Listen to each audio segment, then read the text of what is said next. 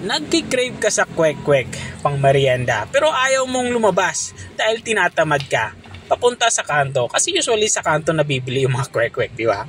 Tara, samahan mo ako dahil sa video nito ay magluluto tayo ng kwek-kwek. Simulan natin ating pagluluto. Unang gagawin natin dito ay ilalaga natin itong ating mga itlog. Bali, itlog ito ng itik. Pero pwede kayong gumamit dito ng itlog ng manok. Walang problema yan. Maglalagay tayo ng tubig at lulutuin natin to ng mga 15 to 20 minutes. So habang niluluto natin yung ating mga itlog ay gagawa muna tayo ng wet mixture. Ito yung ating pang-coat mamaya. Naglagay ako dito ng harina, naglagay din ako ng cornstarch at itong baking powder. Para may lasa na yung ating ipang-coat mamaya, naglagay ako dito ng black pepper sa isang daot na asin. Saka natin to hahaluin para pantay-pantay yung lasa ng ating gagawing pang-coating. Matapos nga natin ito mahalo ay lalagyan na natin ito ng tubig para makuha natin yung consistency ng ating ginagawang wet mixture. Kadalasan pag sinabing kwek-kwek may kulay yung coating nito. Kaya naglagay ako dito ng paprika at pulang food color. Kaya nakuha ko yung ganitong kulay, yung parang pink na kulay.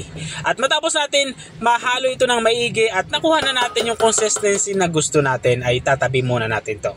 Balikan natin itong ating nilalagang itlog. Makalipas nga ng 20 minutes na pagpapakulo dito ay sigurado na akong lutong-luto na ito. At pinalamig ko lang ito at saka binalatan. At dito na tayo sa parte na magko-coating na tayo. Ito na yung ating mga nalagang itlog at nabalatan. Ang gagawin natin dito ay i-coat muna natin ito ng ating dry mixture. Itong ating inihandang cornstarch.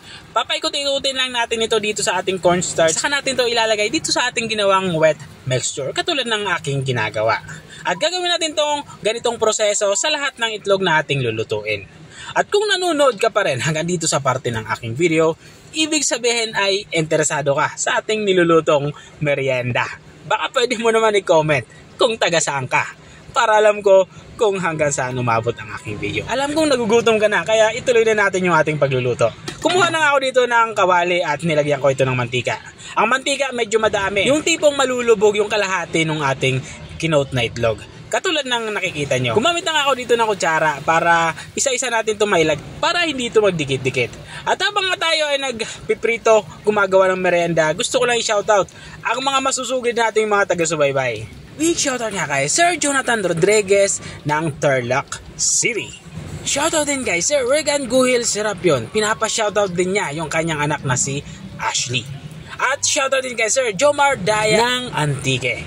At maraming salamat din sa mga walang sawang nanonood at nakasubaybay dito sa ating channel. Balik tayo dito sa ating nilulutong merienda. Makalipas nga ng ilang minuto ay natapos na nga tayo sa ating pagluluto. At ito na nga, inihanda ko na yung ating pagsasaluhang merienda. Masarap to kapag may sausawan. Kaya gumawa na din ako. At ito na nga yung ating kwek-kwek. Kung nakarating ka hanggang dito sa dulo ng aking video, maraming salamat sa panonood. At kung nagustuhan mo naman yung bago nating reseping ibinahagi, baka pwede mo naman to i-share. O siya, hanggang dito na lang ako. Kita-kita ulit sa mga susunod kong mga videos. Paalam! Bye-bye!